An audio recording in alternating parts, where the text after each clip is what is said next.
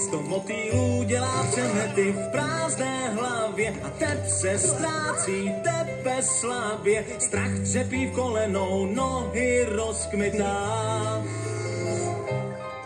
Celý svět se rozhoupal nebezpečně, přeju si, ať táta výjimečně rozum zapne, až nás uvítá.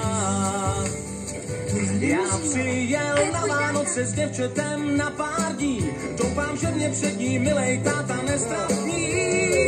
Když zazářím, bude o nic víc neprosím, jen se snaž krotit hlavu svou, ať zazářím.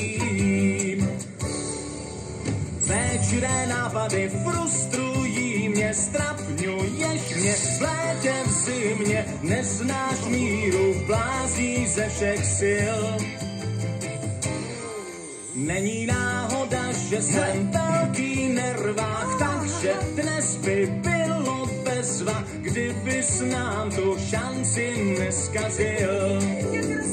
Jo, vím, že se čistá jasna nezachováš důstojně, no ale buď jednou na mé straně vedle mě.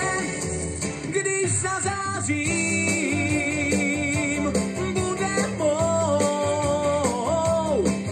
o nic víc neprosím, jen se snaž krotit hlavu svou, ať zazářím.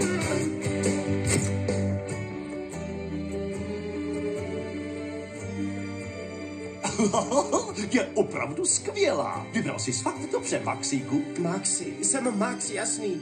Páni, tady je hrozná zima. Pojď radši dovnitř, synku, upečeme cukroví, zaspíváme koledy a budeme čekat na Santu. Tati, prosím.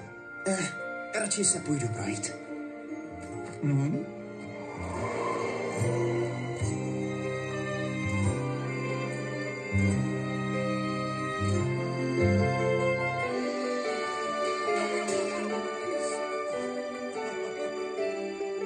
Kdo nechtěl by dělat, táto, dobrý dojem, omluv, prosím, řeči moje, já se choval pěkně sobecky.